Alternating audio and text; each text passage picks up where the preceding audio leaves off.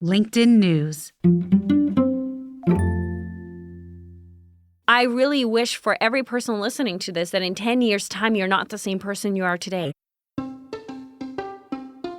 Hey everyone, from LinkedIn News, I'm Leah Smart, and this is Everyday Better, a self-improvement podcast where every week I sit down with some of the world's brightest minds and bravest hearts to learn how we can improve ourselves, our relationship to others, and the world around us. And today, I got to hang out with the Millennial Therapist, Sara Kuburic, in the studio. She's an existential psychotherapist. Now, you don't have to worry too much about what that means, but you'll hear some of the 4 pillars from existential psychotherapy in our conversation. And her new book uses work from this theory and her life experience, the trauma of living through multiple wars, and the everyday reality of navigating the complexity of relationships to show you how to navigate losing yourself, aka self-loss. It's when we don't recognize ourselves in our actions, words, or relationships, and it can feel like we're performing or observing life rather than living it. Okay, this doesn't sound like a lot of fun, but we truly had a great time. You're going to hear us walking the self-loss to self-discovery spectrum, and I think you're really going to like this one. Despite what you might imagine an existential therapist would be like, Sara is really down to earth, honest, and super practical. In the first half of our conversation, she and I are going to explore some of the concepts from her book. Then after break, you'll hear her share practices you can do starting today. All right, here she is. Self-loss is self-estrangement. It's not understanding who you are, not having alignment with who you perceive yourself to be and how you're acting, or just not even knowing what would resonate. I don't know if anyone has ever, and this has happened to me in my early 20s, I woke up one day and I went, what the heck? This is not the life I want at all. And I think what shocked people was I was living the right life. You were married, right? I was married. Yeah. I was giving back to my community. I had a cute home. I checked all the boxes, and I think I woke up and I went, none of this belongs to me. None of this aligns with me. I don't recognize myself in any of these decisions. That is freaking horrifying. And it's like living someone else's life, really, genuinely. And the issue with it is I didn't know what I wanted.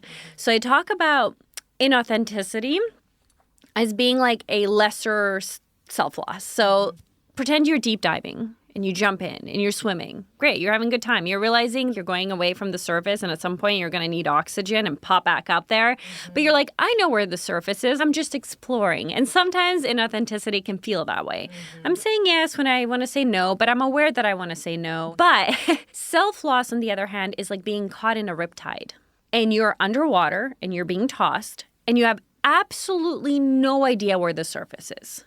And you're like, I need to swim because I need to survive. But if I swim in the wrong direction, I'm ensuring my death. It's a more chronic state of existence of literally not even knowing basic things about yourself or not knowing how you got here or not knowing where you want to go. And it's a really scary space to be. In my book, I talk about Julia Roberts. I have Sartre and then Julia Roberts. And that's like my go-to. Blending the old and the new. I'm just really rom-coms and philosophy. Why not? Yeah. Have you watched Runaway Bride? Yes, of course. Okay. So for those of you who haven't, it's a woman played by Julia Roberts who leaves grooms at the altar. So she decides not to marry them last minute. And a journalist found out about this, was trying to keep his job, so he did a story on her. And he interviewed a bunch of her previous partners and followed her around. And then there's this one scene in a parking lot where they're yelling at each other. And he realized that she would pretend to like the type of eggs that her boyfriends liked. So when he asked the boyfriend, what type of eggs does she like? They'd be like, scrambled, boiled. And everyone's answer was different. And so he went, you're so lost. You don't even know what kind of eggs you like. By the way, this might be a misquote, but that's a general gist. Basically, yes. Yeah. And she's like, no, that's called like changing my mind. And he goes, no, that's called not having a mind of your own. And I just love that scene because I think so many people get lost in life. They get swallowed up that they have absolutely no idea what their positioning is towards life. And then there's this one scene right after where she's making like 7 different types of eggs in our home and trying them. And that's a powerful thing because when I think about construction of self, that's what it is. So simple. It's so simple. Yeah. And it's so profound. And she had to figure it out. And there was no like, I'm going to sit in a cave and meditate. It was like, let me make those stupid eggs. Mm-hmm. Let me lay them out. Let me experience them. Let me see what resonates today. And let me decide what I like. I like the analogy of the self-loss and then finding yourself, which I think it's a combination. I say the ingredients of the self is freedom, choice, and responsibility, which is so unsexy. Like, It's so not. unsexy. You know, when you talked about self-loss, you mentioned something I think is really meaningful and probably hard for people to hear. You talk about how society plays a role in self-loss, but you also talk about how we play a role in our own self-loss and the idea that we'd rather just stay the way we are and keep performing than actually come back to ourselves. Can you talk about that? Yeah, of course. I think that it's really scary to take responsibility for our own lives. And we try to, and Sartre talks about this, like finding institutions or belief structures that take it away. So we go, okay, society tells me to be this way, or my academic institution, or my religion, or whatever it is. And so what I'm going to do is just follow, because the thought of figuring it all out with zero structure, you don't have to necessarily have the same worldview as Sartre for this to be helpful. But I think what he's talking about is that we try to alleviate some of that responsibility and choice, because making decisions is exhausting. Yes. And we make so many decisions all the time. Every day. So Yeah. if we have something in our life that's a structure that takes away some of that choice, great. We sign up. Do I think that that's inherently bad? No. Do you think But it's conscious? I don't think it's always conscious. Got it. But I do think where the trouble is when you didn't discern, you didn't go, I am surrendering my will, my freedom, and my responsibility to this thing. I think if you did that, you would still have a relationship with it. And you can be like, you know what, I'm choosing to believe this, and I'm going to abide by their traditions, their thought process, and I'm going to check in with myself every once in a while and be like, does this still align? Most of us don't do that. We go, I'm just going to do it because everyone else is doing it, or I've been told to do it, or it's been modeled to me. And then you passively fall into it. So you're not taking ownership. It's not even about the action itself as much as the fact that you didn't make the choice to do it. And so I think when it comes to society, so many of us are trying to meet expectations that we're not even stopping to see, is this expectation aligned with my goals? And the thing that I say that's like an extra fun layer is, we talk about them and you. So like that's as a society and they impact you and sometimes they place expectations on you and blah, blah. But you're also the they to someone else. How are you taking responsibility for the fact that you're impacting the people around you and that you're setting those expectations for the people around you and that you're maybe making it hard for someone to be themselves by the way that you're existing? So I think it's like a two-way street. Oof. That's responsibility. That's responsibility. I know. Oh my God. Even I'm scanning my life going, where am I that person? God.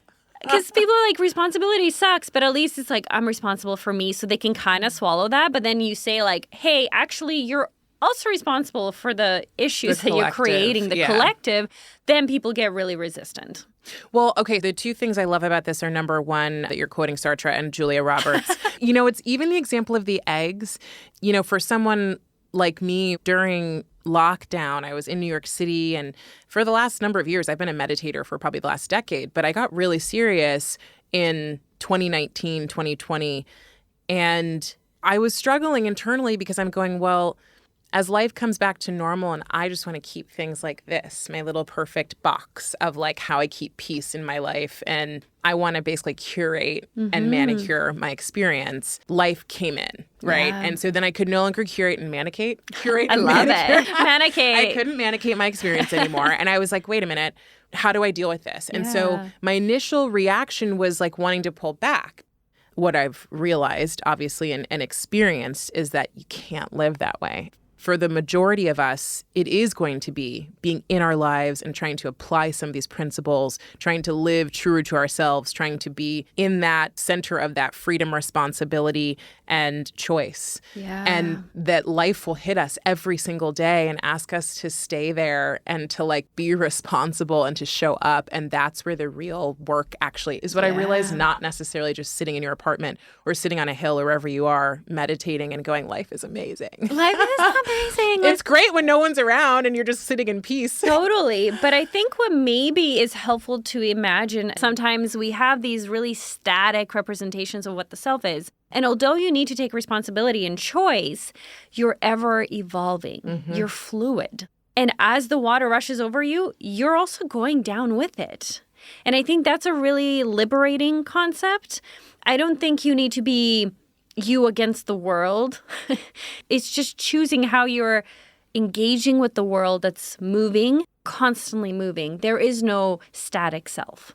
I think it's horrifying to people. They're like, oh my God, this never ends. It's, yeah, but how fun. Yeah. It's messy. It's all over the place. It's continuous. But that's why you're allowed to make mistakes. You're allowed to try things. And I really wish for every person listening to this that in 10 years' time, you're not the same person you are today. God, yes. Even if you're the best version of yourself today, I hope that you evolve. And I think we're so find the self. It's like, there is this one version, I'm just going to hold on to it. And then you miss the point, because if that's all you're doing, you're not constantly taking responsibility or making choices or using your freedom. You're just holding on to something that worked for you for a while. But eventually you're going to wake up one day and be like, wow, this doesn't work for me anymore. So as you said, you can't isolate and then just sit there and be like, great. You just have to keep going. Okay, so this was something as I was reading your book, and I'm thinking about your message here about losing ourselves, understanding ourselves, living ourselves. So you're saying this is going to keep changing. This is not the end-all, be-all of becoming yourself and living yourself. This is you're going to get lost again. You're going to find your way back. Correct. So I hope that this book is rereadable. I want this to be a guide, but you're going to have to do the work. And I think people might get lost multiple times in their lives. I hope that they don't, not to that severe degree, but if you do, that's also okay. And I think it's more of how to think about your life, how to relate to your life, how to question life, how to take responsibility for your life, and not here's a happy life, because I don't think that exists. We're humans. We're going to suffer. Right. But how are you going to evolve in this suffering is what I'm interested in. We're heading out on a quick break. We'll be right back with Sara Kuburic.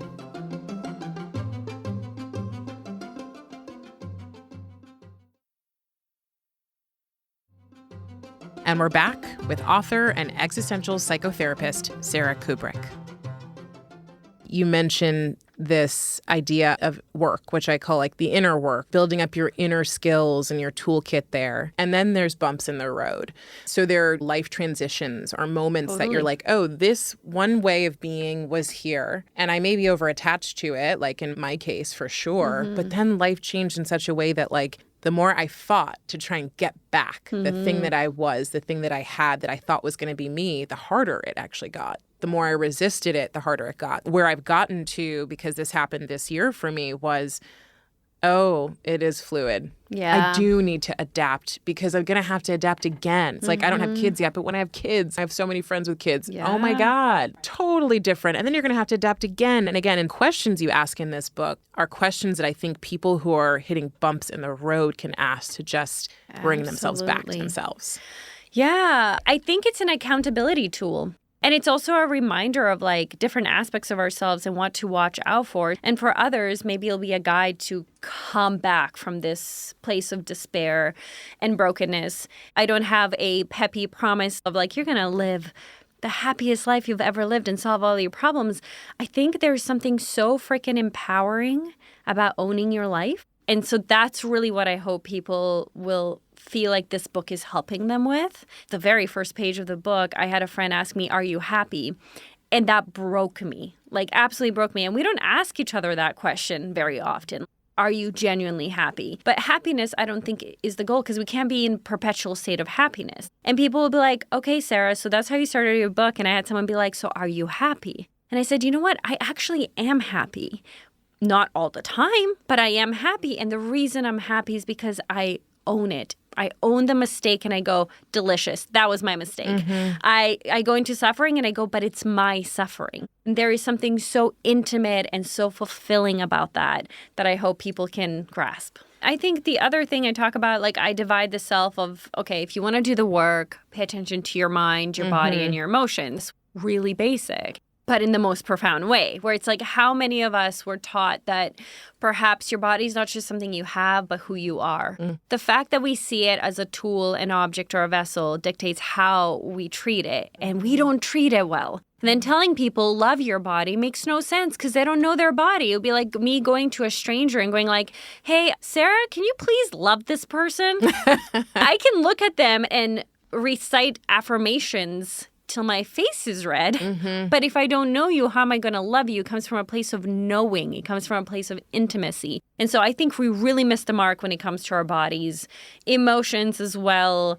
I don't know, millennials, I'll speak more for us, although I can't generalize. But most of us didn't have parents that were like, yes, let's sit with your emotions. No. What are your tears telling you? Yeah, no, no. they're like, what is wrong? Come What's on. wrong with you? Stop crying. We have to go. Yeah, can you, it's almost like justify yourself. Like, what is worthy of these tears and this emotion? And so You shouldn't be crying. you shouldn't be crying. You can't be angry. But even if you're too excited and too loud, Oh, yeah. it's not just the negative emotions, it's any expression of a big emotion. And so we just learned not to do that. Or everyone's like, millennials are so sensitive. And we're not sensitive. We're feeling what everyone else is feeling. I don't think we've been taught how to manage the emotion, though. So we're like, yeah, we're going to feel even though people tell us not to feel. And then a lot of us are like, oh, shoot, but what do I do with this emotion now that I recognize it? So that's something I talk about in my book. And then I talk about like mental decluttering. There is just so much in there that you don't have space to hear your own self. And so that's where expectations, that's where habits come in, that's where our wounds come in. And then we so strongly identify with our wound or our mistake. Let's say you cheated. Now back to that, I am a cheater. You have completely limited yourself. And when we do that to others, it bothers me. I studied infidelity during my doctoral studies. Telling someone they're a cheater, you have essentially told them that's all you'll ever be. That's who you are. And that's not conducive to them healing or changing. But it's also such a cruel thing to say. Like, they made a mistake, absolutely. And yet, I think we say things without thinking of how it's going to impact them. And those are the three categories I talk about and things that I think should have been taught from elementary school. I agree. Part of the reason this even came to my head is because you use the question, are you happy? I think that question has really good intentions, but I think we don't have the language for what each of these things are. Happiness is not a state that we're in forever. Nope. It's like a feeling of pleasure you have that comes and goes. Like an emotion. Correct, because it is an emotion. And so it's like, the other questions could be, do you feel like you're thriving, right? It's like more well-being questions. Do I feel like when I look at the areas of my life that are important, my mind, my heart, my body, my relationships, my ability to grow, are those things areas where I feel like I have the opportunity to thrive and where I am thriving? And or are you satisfied? Are you content? I have a chapter on meaning because I think people go, what is my meaning in life? It's like, what is your meaning today? What is life asking of you today? How are you going to respond to that question with your actions? What values are you living out? What morals are you living out? I think meaning can be a consequence of how you live your life. Sometimes you'll have competing values. So how do you deal with that? It's all very complex, but again, it's very fluid. What gives you meaning right now might not be what gives you meaning in 10 years, and that's also okay. Even if you're sitting here now and going, wow, I think my life has no meaning, I'm actually kind of happy for you. Not because your life has no meaning, but I'm like, great. Now you know what you're missing. You have something to go look for. You have something to create. Or look for. I mean, it really depends on your ideology, and that's okay. Like, I'm just excited for you to realize, hey, there is a gap, and I've been living without this thing, and now I'm realizing it's an important thing. And I'm excited for you because you're going to start a new journey. Right. And I think it used to really scare me because I think that void, that meaninglessness, that absurdity of life was really overwhelming. And now I almost see it as a check-in. Do you need an adjustment? Are you still feeling that value is as relevant? Are you still creating that meaning? And, it's uncomfortable. But I think when you realize that that's a part of it and that it's a helpful part of it, then we approach it in a much healthier way. And I think so many of us are scared of it because we don't talk about it. We think we're alone. We think we're alone, and then we ignore it because that's how we cope.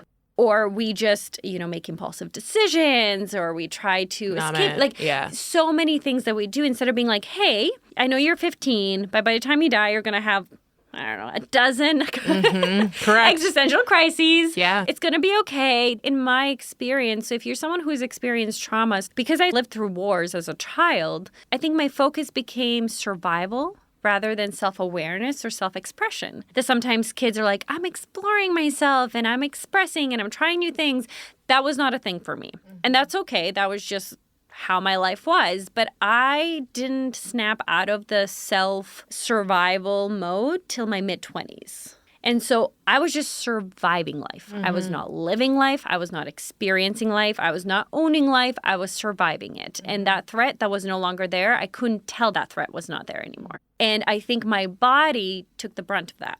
My body was like, I suppressed absolutely everything, emotions, physiological responses to things. Looking back, I'm like, oh, I was angry. Of course I was angry. But I think just understand that sometimes trauma cuts you off and you're in survival mode and you're not really experiencing your body. And that was the case for me. And so I found it really fascinating to write that chapter. And it's also fascinating that what snapped me back into myself and snapped me back into reality was a panic attack, which was a visceral, embodied experience. I think when we're scared of our bodies, it's because we don't understand them. And that was my initial response to it. And now I go, wow, what a wise part of me.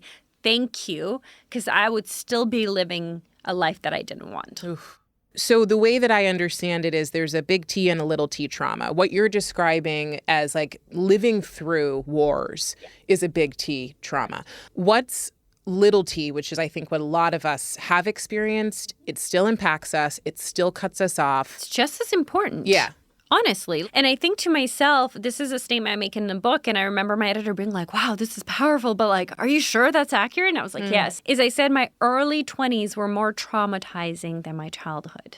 And that is just to show you how the impact, it's subjective. You can't go, Sarah, no, you were more traumatized by the wars. Because I will tell you, yes, of course, that set a foundation of some serious self-loss and that sparked a lot of trust issues. And I don't like to hear fireworks because I still get a bit triggered by that. I don't have PTSD, but there are certain things that still really bother me.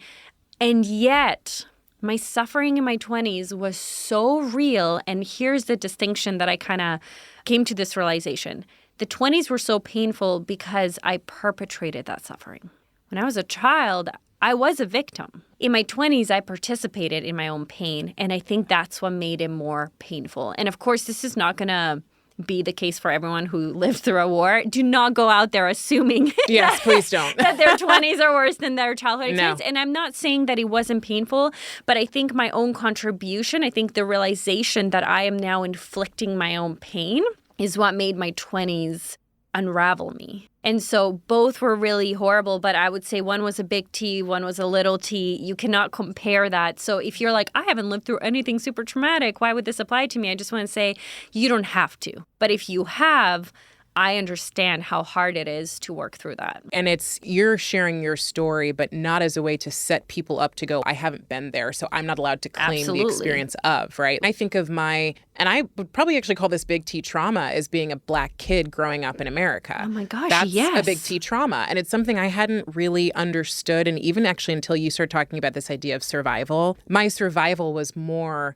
I grew up in Oakland, which is very diverse, but a lot of the schools that I went to were not necessarily super diverse. And my experience was the way I was raised, my family, and then going into the world was, I actually never fit in with anybody who looked like me because I didn't talk like them. I didn't act like them. I was listening to like Third Eye Blind and like whatever else, all that stuff. And then the people who didn't look like me, I didn't look like. And I had been taught by society that I was not enough because I didn't look like them, right? And so my body, my image was a tool, or was an object, I should say. Yeah. And so that is big T trauma. And it took so long to really unravel, but I recognize now, I was in survival mode for a long time too. Yeah. Different survival, different experience, but same idea that parts of me were cut off as I tried to like survive really as I was trying to fit in. I was trying to not be seen or identified as other.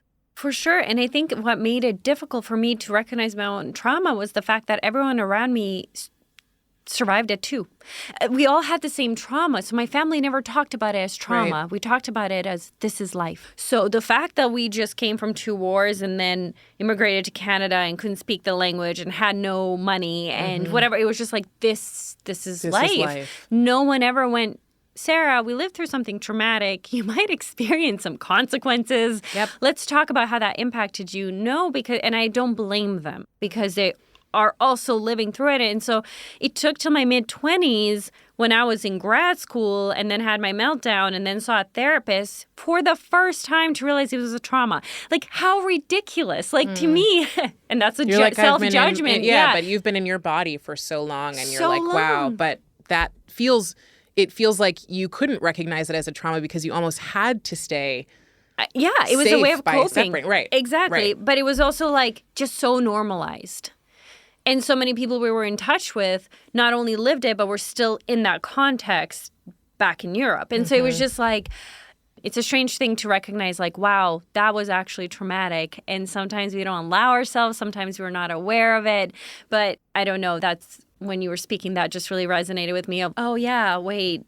Everyone else is going through this, so is it even a thing? No, it's a thing. And there are differing levels of the thing, and there are different solutions to the thing, and people all handle it differently. And so there's also the assumption, I think, when you're part of a group of any kind, survived this thing, have this experience in our location, whatever it is, that you're going to handle it the same way they are, or you're going to have experienced it the same way they are, and there's a right and a wrong, and there isn't. Yeah, or that you're going to be angry about the same things, or you're going to be triggered by the same things. Right. And even I'll have a chat with my siblings, and how they experienced the bombings in 99 was so different than how I did, and I was much younger. So they're like, Sara, it's not that big of a deal. And I'm like, why is this feeling like a big deal? Why is this feeling like a big deal? And why are your emotions? And no, I'm just kidding. I'm like, I'm analyzing. Right, now I'm pathologizing you and we're going to talk about your issues. Yeah. No, that was a joke. You're like, I charge $200 an hour. Yeah, this is not what I do for free. Right. No, but it was interesting because it's like the way I experienced that was so much more intense than the way they experienced it. And then sometimes I was like, wait, we were both there. Does that mean my experience is not valid? Does that mean I shouldn't be triggered by this? Or they'll be really upset about something. I'll be like, I don't really care. And it's so interesting because, again, it goes back to that isolation feeling. We were all there at the same time, experienced the exact same bombs. And yet the impact was so different. And no one will fully understand what it was like to be me in that moment, except me. And I have to honor that experience and protect that experience because no one else can share it. And own it. Yeah. Yeah. So what's the question that someone needs to be asking themselves in order to benefit from reading your book? Oh. Came to me. Wow. Okay, cool. Am I ready for change? Oh, I love that. Because I think this book is not going to be helpful if you're not ready. Or it's going to be a really hard read. Oh my God, this book is going to be such a hard read for you. And this was written from a place of hard truth. I think it's gentle. I think it's filled with love. But I think it's time that we said some hard things. And I do that because I think it'll make a big difference. Do you have favorite questions that you think people could ask? Yeah. One of my favorite questions is, what did I learn about myself today? It's so simple, but I think it positions you towards your own existence as an ever-evolving thing. I think it also makes you a bit more mindful. If every day you go, I don't know, then maybe you need to be a little more engaged, a little more observant. And I think it's a really great way to track your evolution and learn a little bit more about yourself. So I think if I had to pick one journaling question, that's usually it. Yeah, awesome. Sara, I'm going to have you complete these 3 statements. The first is, better humans are responsible, self-aware. Feels right. Yeah, feels right. I was like, I'll this is a trick question. Yes, yeah. No. Better work is meaningful. And a better world has compassion. I love that. Thank you so much for Thank being you here. So much. I mean, you come back. I want to come back. Yeah. That was Millennial Therapist and author of the recent book, It's On Me, Sara Kuburic. Find her on LinkedIn and Instagram sharing more of her amazing work. And one big thing before we go. I've been talking to a lot of people lately who've been feeling like they're a little or a lot lost. Maybe that's you, whether you're living a life totally different than you'd really like it to be, or one that's just not unfolding in the way you envisioned. It's not going in a linear way. Just know that it's normal. I feel it. I've felt it. Even the people you envy have felt it or feel it. So instead of worrying that something's wrong, what if we all looked at each other and decided this was normal to not be sure? Then we could start spending a little more time away from distractions and with ourselves to figure out what matters, what we value, and what the next best step forward would be. We all may be rowing in our own boats, but we're navigating the same waters of nonlinearity, of surprise, joy, and twists and turns together. If this conversation resonated with you, share it with the first person who comes to mind. You never know how it could help them. And support other people like you in finding our show by leaving us a rating before you go. While you're at it, write a one-sentence review telling me and the Everyday Better team what you love about our show or this episode. And as always, you can find me on LinkedIn writing about human potential and living every day with more intention and clarity. Everyday Better is a production of LinkedIn News. The show is produced by Alexis Ramdow. Our associate producer is Rafa Fariha. Asaf Gadron is our sound engineer. He makes sure we sound good in the studio. Joe DeGiorgi mixed our show. Enrique Montalvo is the executive producer of LinkedIn Editorial Productions. Dave Pond is head of news production. Courtney Koop is head of LinkedIn Original Audio and Video. Dan Roth is the editor-in-chief of LinkedIn. And I'm Leah Smart. Thanks for coming with me, and I'll see you next week.